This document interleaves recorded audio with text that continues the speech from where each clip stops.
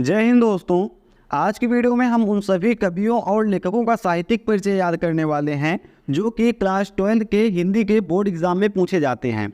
जितने भी इसमें साहित्यिक परिचय दिए गए हैं सभी महत्वपूर्ण हैं, और अगर आपने सभी साहित्यिक परिचय याद कर लिए, एक बार एक पढ़ भी लिए, यानी कि याद अगर आपको नहीं हो रहा है, एक दो बार अगर आपने सभी साहित्यिक परिचय को पढ़ लिया तो मान लीजिए कि 10 में से 7 नंबर तो पक्का है। और अगर आपने अच्छे से याद कर लिया और पेपर में जैसे लिखा जाता है उसी हिसाब से लिख दिया तो आपका 10 में से 10 नंबर मिल जाएगा।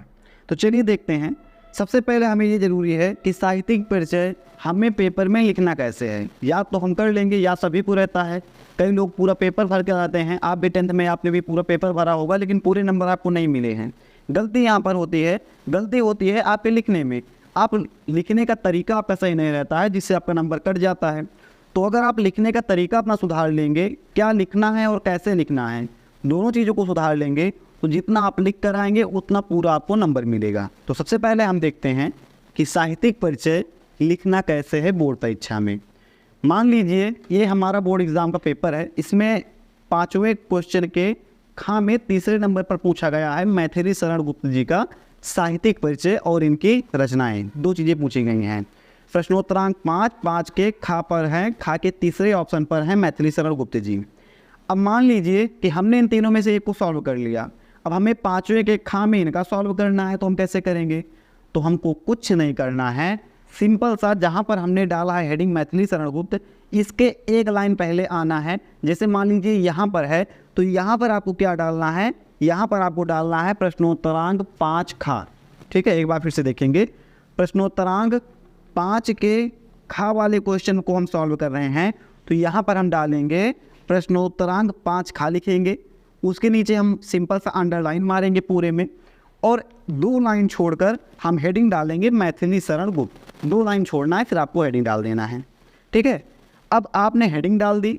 अब आपको लिखना है परिचय एक दृष्टि में, इस साइड में, इस यानी दाहिने साइड में आपको लिखना है परिचय एक दृष्टि में। ठीक है, ऐसा आप लिखेंगे। उसके बाद आप लिखेंगे ये 5 चीज़ें: जन्म, जन्म स्थान, पिता का नाम, मृत्यु और रचनाएं। जन्म में आप लिखेंगे जब इनका जन्म हुआ था, यानी कि मैथिली शरण गुप्त जी का जन्म अगस्त 1886 ईस्वी में हुआ था। जन्म स्थान चिरगांव है, चिरगांव झांसी जिले में स्थित है। इनके पिता का नाम रामचरण गुप्त है। इनकी मृत्यु 12 दिसंबर 1964 ईस्वी में हुई थी। रचनाएं हैं साकेत, यशोधरा, पंचवटी आदि। अभी आप बोलेंगे भैया हमसे तो साहित्यिक परिचय पूछा गया है, आप जीवन परिचय याद करा रहे हैं। अगर आप इन 5 चीज़ों को सही से नहीं लिखेंगे, साहित्यिक परिचय आप 2-3 पेज में लिख कर आएंगे, फिर भी 5 में से 5 नंबर नहीं मिलेगा, क्योंकि वहाँ पर लगते हैं फैक्ट्स। साहित्यिक परिचय में ऐसा है आप कुछ भी लिख कर चले आए साहित्यिक बारे में, ऐसा नहीं, ऐसा गलत माना जाता है। अगर आप ये 4-5 चीज़ें लिखते हैं और केवल 80 शब्दों में आप साहित्यिक परिचय लिख कर आते हैं, आपको पूरा 5 में से 5 नंबर मिलता है। ये 5 चीज़ें आप याद कर लीजिएगा। याद करने में मुश्किल हो रही है तो आप वीडियो को तुरंत रोकिए और आप 3 से 4 बार ऐसा याद करिए मैथिली शरण गुप्त। फिर आप बोलिए जन्म अगस्त 1886 ईस्वी, जन्म स्थान चिरगांव झांसी, पिता का नाम रामचरण गुप्त, मृत्यु 12 दिसंबर 1964 ईस्वी, रचनाएं साकेत, यशोधरा, पंचवटी। जन्म अगस्त 1886 ईस्वी, जन्म स्थान झांसी, पिता का नाम रामचरण गुप्त, मृत्यु 1964 ईस्वी, रचनाएं साकेत, यशोधरा और पंचवटी। 2-3 बार आप पढ़ेंगे, ये आसानी से आपको याद हो जाएगा।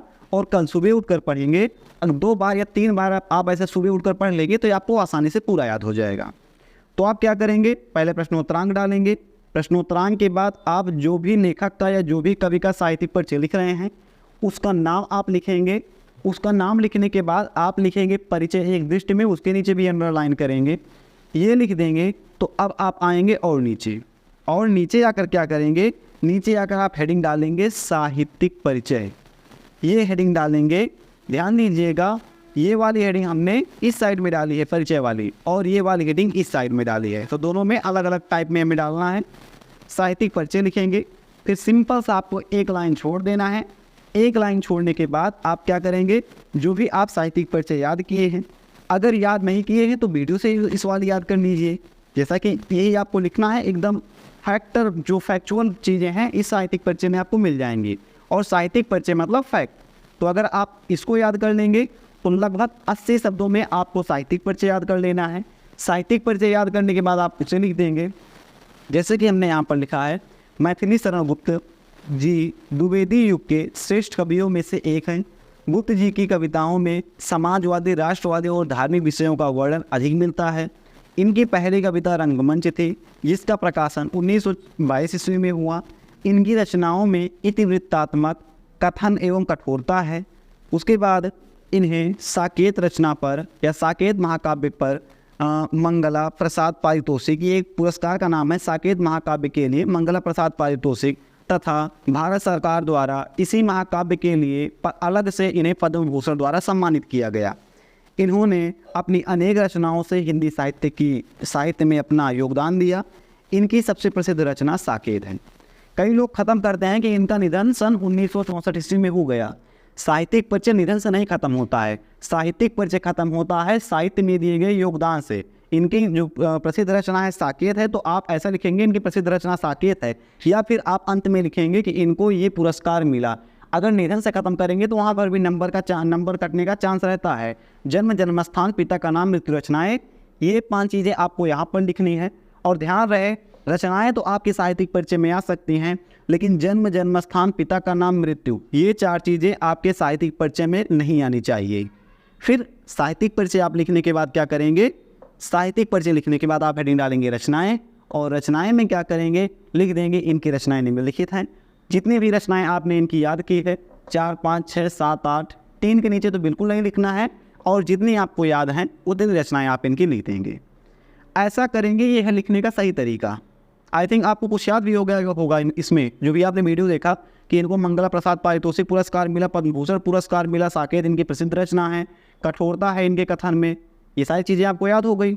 तो ऐसे ही अगर आप 2-3 बार 4 बार अगर आप पढ़ लेंगे, टाइम अभी आपके पास बहुत है, इसको पढ़ने के बाद आपको आसानी से याद हो जाएगा। अब बात करें कि बोर्ड एग्जाम के लिए पढ़ना किसको किसको है, तो ये पहले हो गए मैथिली शरण गुप्त, ये पहले कवि हैं। आगे आएंगे अयोध्या सिंह उपाध्याय, इनका आपको सब कुछ याद करना है। अगर आप शॉर्ट में याद करना चाहें तो ये आप अभी जन्म, जन्मस्थान, पिता का नाम, मृत्यु, रचनाएं, जो कि फैक्ट्स हैं, इनको आपको लिखना पड़ेगा, तो आप इनको लिख दीजिएगा। उसके नीचे आपको साहित्यिक परिचय लिखना पड़ेगा। साहित्यिक परिचय आप ऐसा लिख देंगे, यहाँ पर लिखेंगे अच्छे से, ये है आपका साहित्यिक परिचय और ये हैं रचनाएँ, ऐसा लिखेंगे। फिर आप आएंगे अगले पर। अगले आपके महत्वपूर्ण लेखक हैं वासुदेव शरण अग्रवाल जी, इनका साहित्यिक परिचय कुछ इस तरह से है। और यहाँ पर देखिए रचनाएं, देखेंगे आप कि जितना भी हमने साहित्यिक परिचय लिखा है, चाहे जिसका हो, वासुदेव शरण अग्रवाल का, अयोध्या सिंह उपाध्याय का, मैथिली शरण गुप्त जी का, हजारी प्रसाद द्विवेदी जी का, देखेंगे उनका भी हमने सेम लिखा है साहित्यिक परिचय, एकदम जैसा कि हमें लिखना है पेपर में, उसी तरह से हमने लिखा है। तो आप कोशिश कीजिए, अगर आपने अभी तक अपने कॉपी में साहित्यिक परिचय नहीं लिखा है तो आप इसी तरह से साहित्यिक परिचय अपने कॉपी में भी लिखिए। और बाकी इन सभी जो भी साहित्यिक परिचय आप देख रहे हैं, इन सभी के PDF आपको डिस्क्रिप्शन बॉक्स में मिल जाएगी, वहाँ से आप देख लीजिएगा। ये हैं सुमित्रा नंदन पंत जी, और हमें लगता है कि लगभग 6 साहित्यिक परिचय हो गए ऐसे।